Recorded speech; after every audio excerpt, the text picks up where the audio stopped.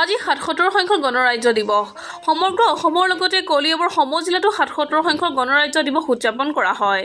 কলিয়াবৰ সমজিলা আয়ুক্ত ৰাজ বৰুৱাই গণৰাজ্য দিৱসৰ পতাকা উত্তোলন কৰে।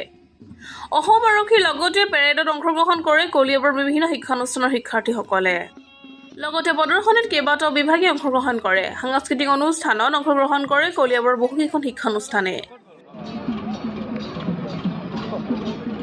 ভেক্সিনেট প্ৰয়োগৰ জৰিয়তে অভূতপূৰ্বভাৱে পশুপালকসকলক বিচৰা ধৰণে বিভিন্ন উন্নত জাতৰ মাইকী পোৱালীৰ গৰাকী কৰাৰ লগতে দুগ্ধ উৎপাদন ক্ষমতা বৃদ্ধি কৰিছে আৰু সফলতাৰে সমগ্ৰ কলিয়াবৰ অঞ্চলৰ পশু পক্ষীক বিভিন্ন বেমাৰৰ প্ৰতিষেধকৰ সফল প্ৰয়োগেৰে প্ৰতিৰোধ ক্ষমতা বৃদ্ধি কৰিবলৈ সক্ষম হৈছে।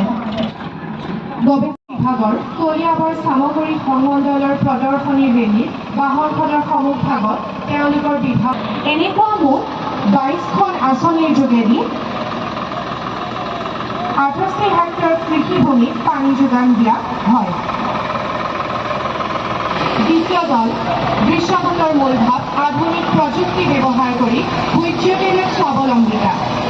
ভূমিকৃত ভোজ্যতেলৰ ওপৰত অসমৰ কৃষকসকলক প্ৰতিষ্ঠানৰ ছাত্ৰ ছাত্ৰীসকলক লগতে স্বনিযুক্তিৰ সুযোগ সৃষ্টিত গুৰুত্বপূৰ্ণ ভূমিকা পালন কৰি আহিছে। ধন্যবাদ।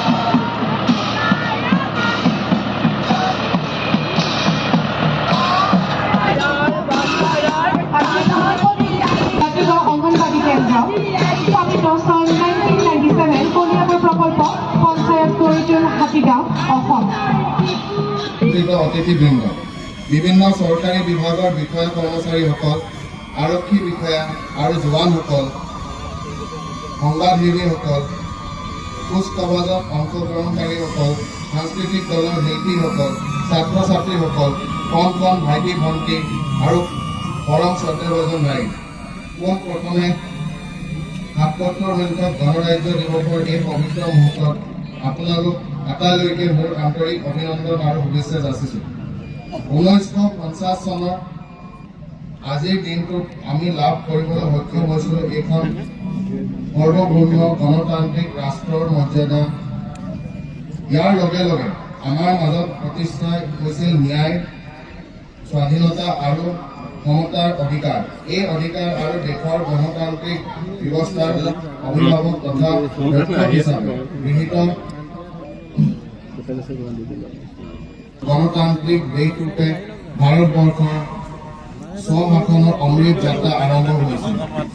গণৰাজ্য দিৱসৰ এই পবিত্ৰ মুহূৰ্তত মই প্ৰথমে জাতিৰ পিতা মহাত্মা গান্ধীৰ লগত ভাৰতীয় সংবিধানৰ প্ৰণেতা ডক্টৰ বি.আৰ. আম্বেদকৰ